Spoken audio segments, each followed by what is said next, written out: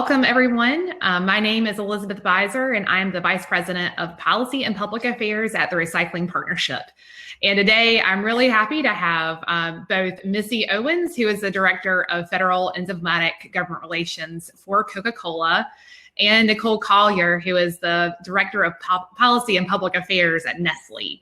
So again, since we don't have a lot of time together, I would encourage you to go to the Hopin main page and check out more about their bios. But I will say that today we're discussing the role of brands like theirs and packaging producers in the United States recycling policy landscape. So Coca-Cola and Nestle, who are both partners of ours, you both have put in place pretty robust circular economy goals.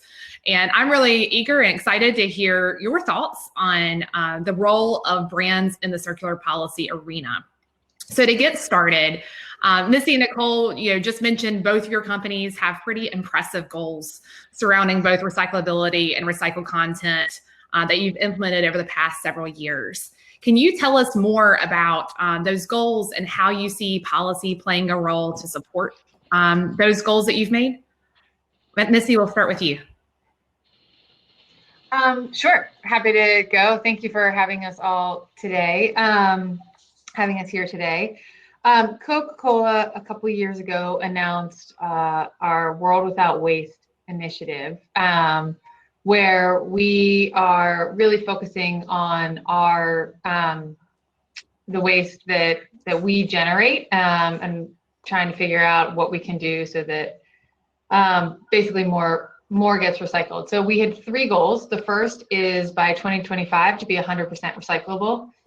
We are already in the high 90s in the US and in the mid 90s globally, but really making sure that we are at 100% by 2025.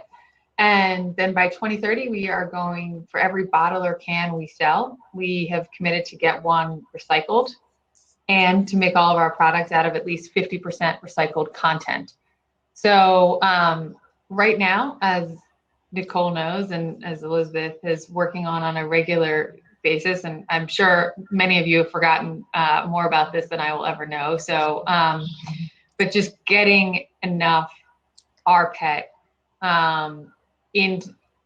collecting enough of it so that we can make all of our bottles out of it is a challenge. It's a real challenge because right now there's not enough coming back to bottles. We're also competing with many other markets to get it. So we're really working on not only improving collection, but then also closing the loop so that we can make sure a bottle comes back to being another bottle. And so we have lots of other companies like Nicole's that we're all working together so that we get enough bottles, but we also wanted to come to our bottle companies as opposed to some carpets, which is not circular. Although it's good, it's better than not being reused, just to be clear.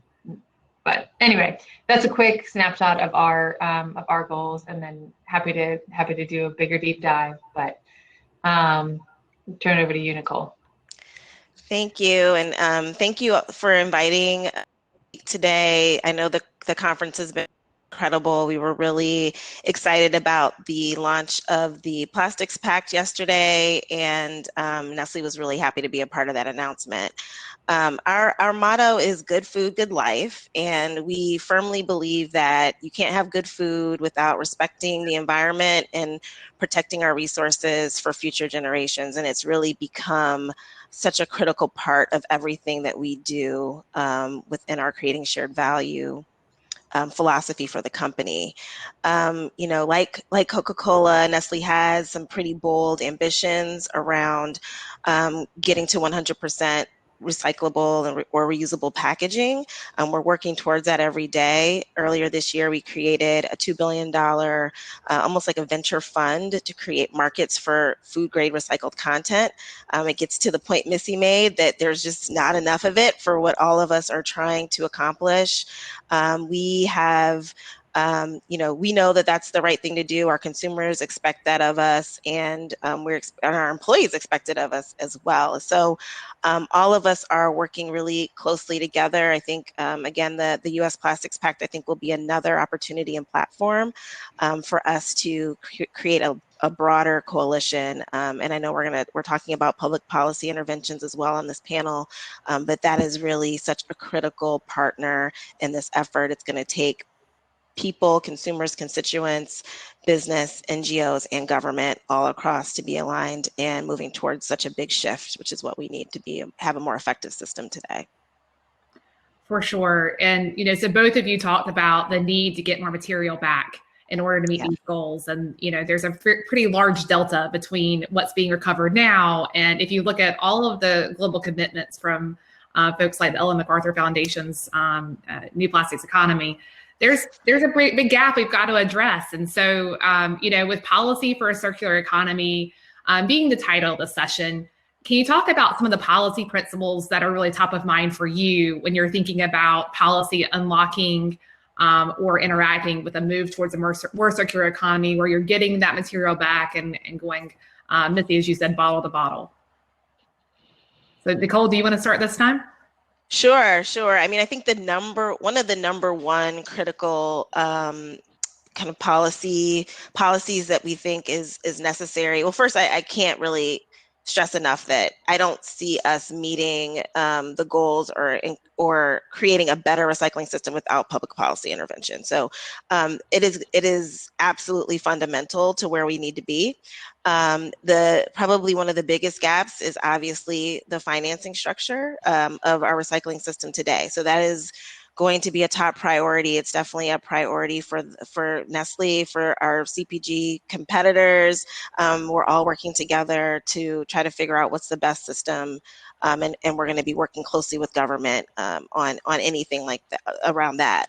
I would say establishing consistent standards and measurements is probably one of the top public policy issues or gaps that we have today. Obviously, we have a very decentralized system, a lot of local governments working very hard to address the needs of their specific communities, but we're at a point today where that hasn't necessarily been effective, right? So we still have a ton of leakage and waste, and our system's not capturing it. So I think consistent standards and better measurement, because our measurement is pretty lacking in the U.S. today. When my global company looks across our markets, we're not meeting the same level of measurement standards as other markets where Nestle's does business.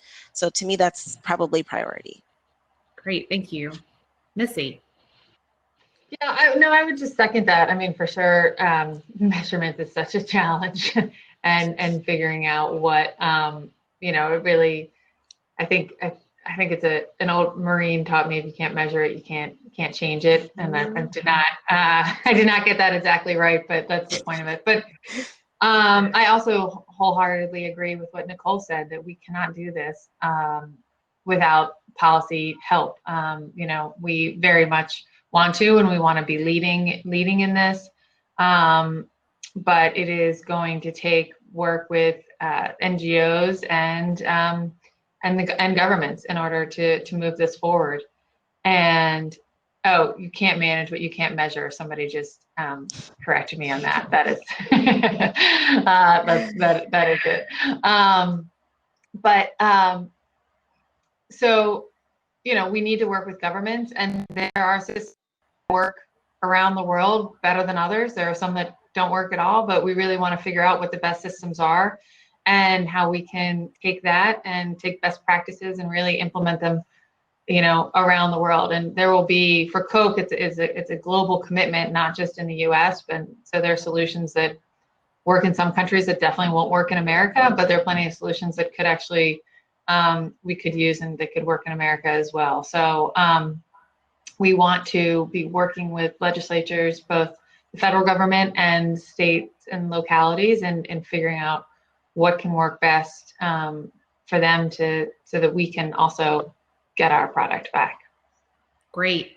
There's been a few questions in the chat box about measurement and standards, and maybe going a little deeper on what measurements and standards you feel like are most important to get right and invest in and make sure that we are able to manage what we're measuring. So can you go a little bit deeper on that and tell us more about what you're thinking?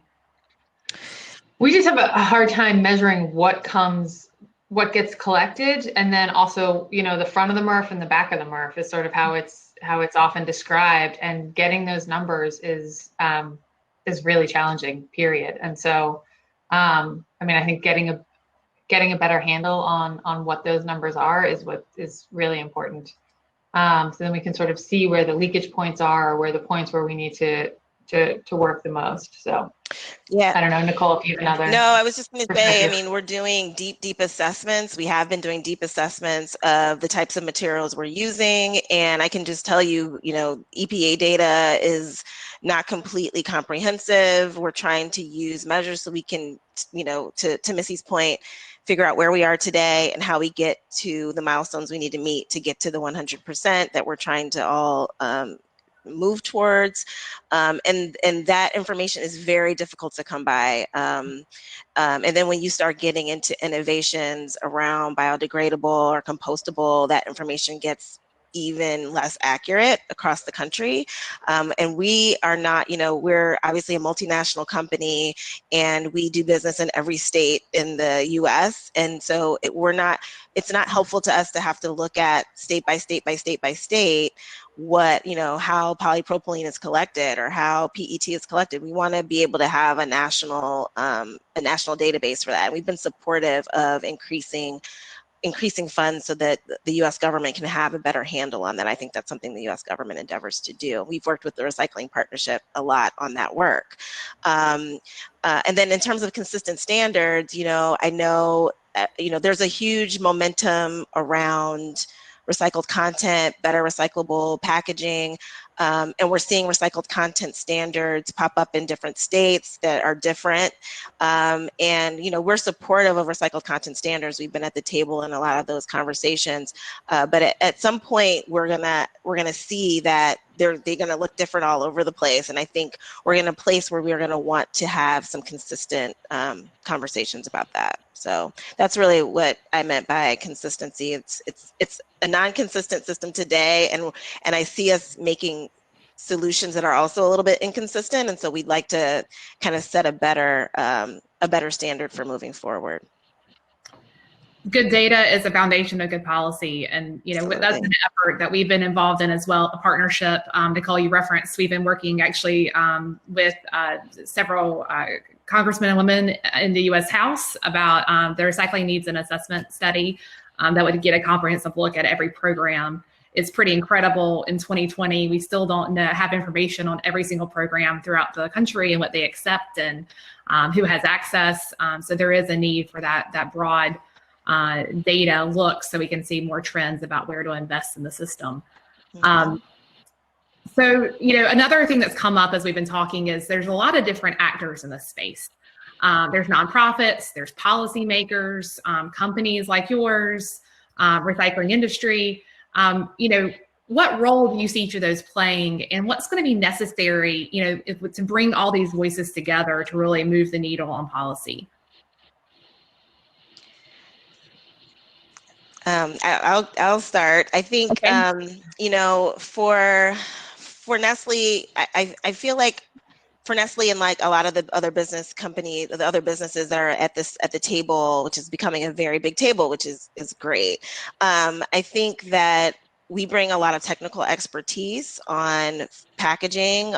We have the pleasure of feeding and providing beverages for U.S. consumers, and we know a lot. We know that business very, very well, and we know also the food safety issues that are relevant in our industry that are maybe different from other industries, and why we've maybe relied on plastic for as long as we have, and where those innovations are and what it takes to get there. So I definitely think we bring that level of expertise. We obviously also know our consumers very, very well, and so we know what their expectations are of us and what we can deliver on.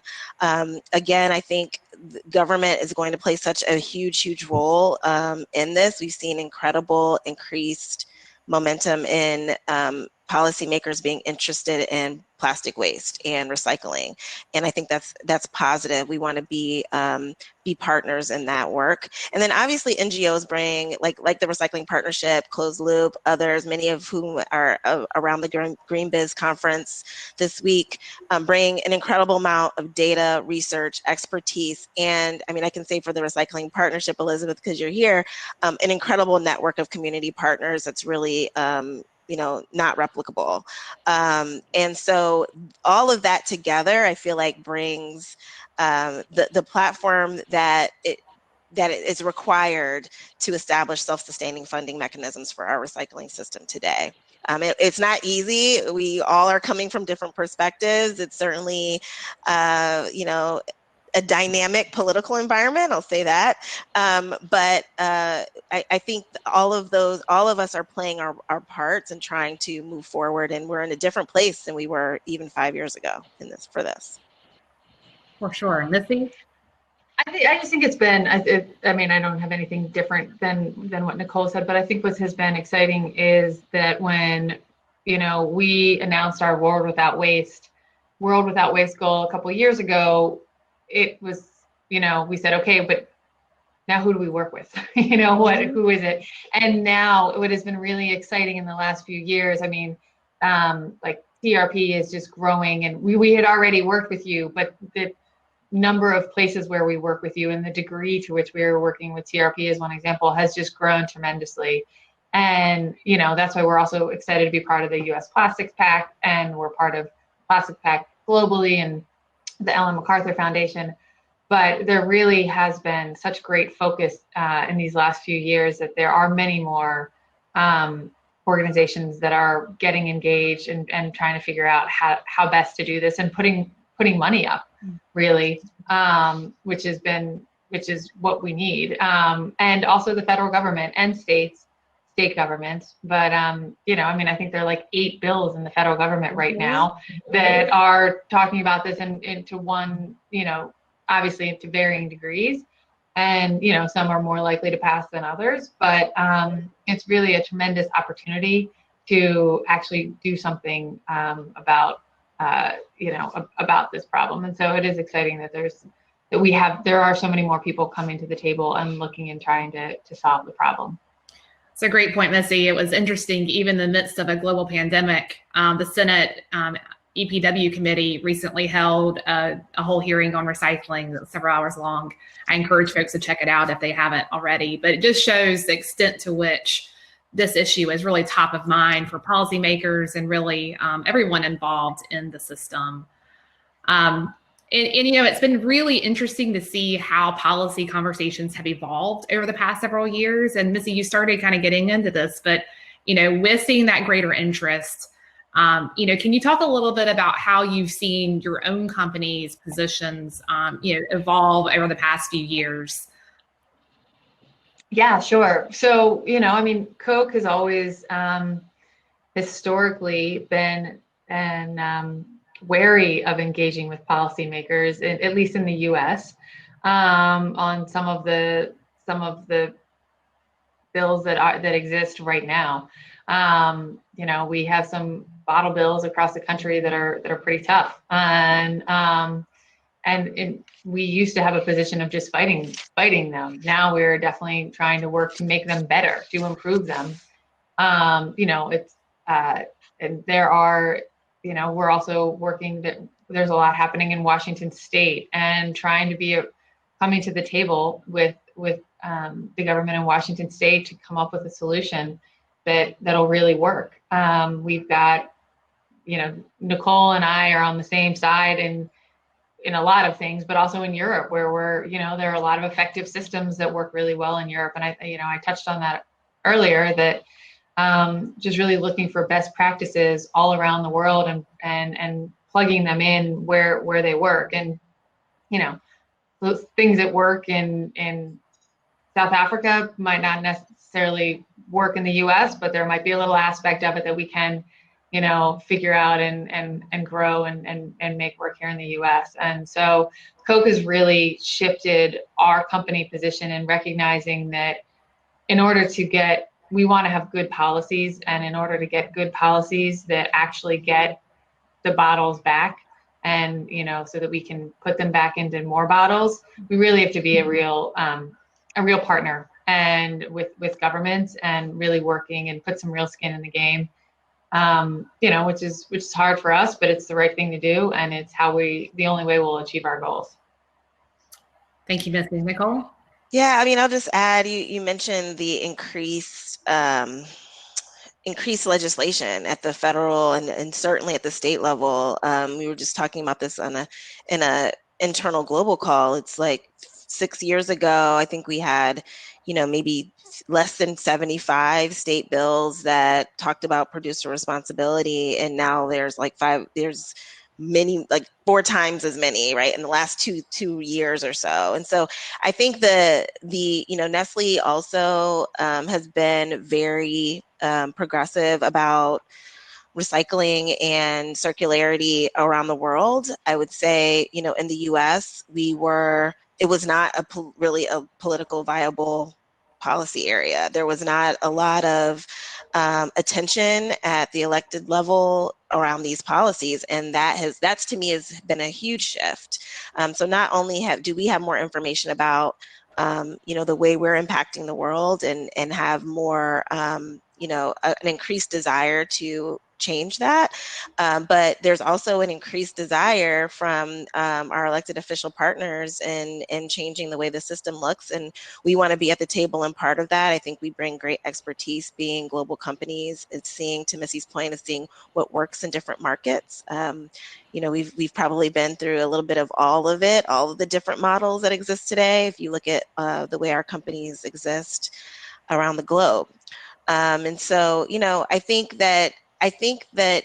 I know there's a lot of NGOs, a lot of our NGO partners are hard on companies as it relates to our activity in the space. And I encourage them to continue to do that. It keeps us accountable.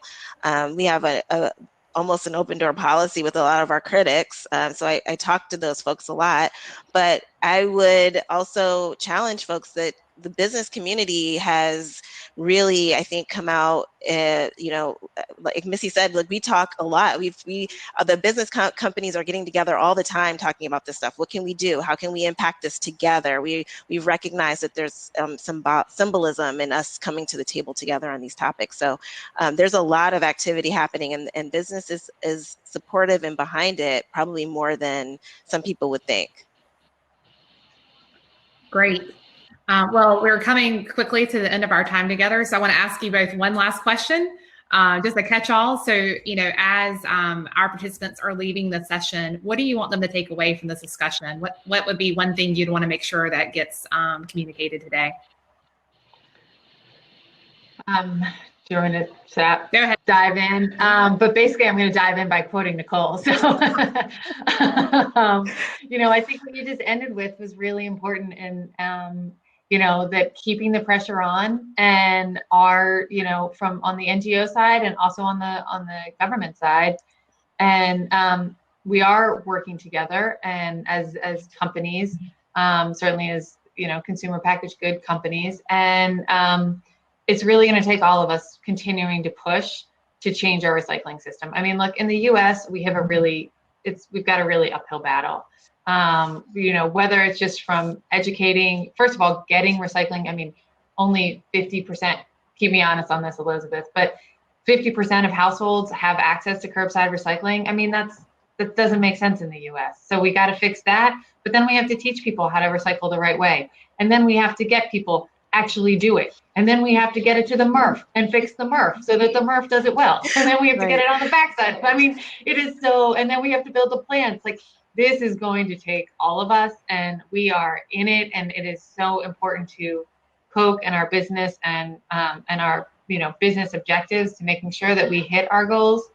But we do, we can't take the pressure off, because I think if that happens, and and governments stop being engaged, and people stop recognizing that they're literally throwing money away when they throw away a, plastic or aluminum bottle, it's, it's pretty challenging. So, we all need to stick on this. Absolutely. Yeah, I echo it. It's collective action, collaboration. It's the only way we're going to be able to move the system, and we want to do that. We want to be there. We want to accomplish these goals. We're on the record saying we're making progress, and we certainly don't want to delay. So yeah, that's about it. Well, thank you both. We're right at time, so I'll say thank you to both of you for joining this panel. Thank you to our folks who attended the session for listening. And well, as you can see, there is a lot of activity in this space, and I'm excited to tell you that we at the Recycling Partnership are going to be releasing a white paper, excuse me, outlining our vision for policy to support the movement towards a more circular economy in the coming weeks. So thank you again, and everybody have a wonderful day. Thank you. Thanks.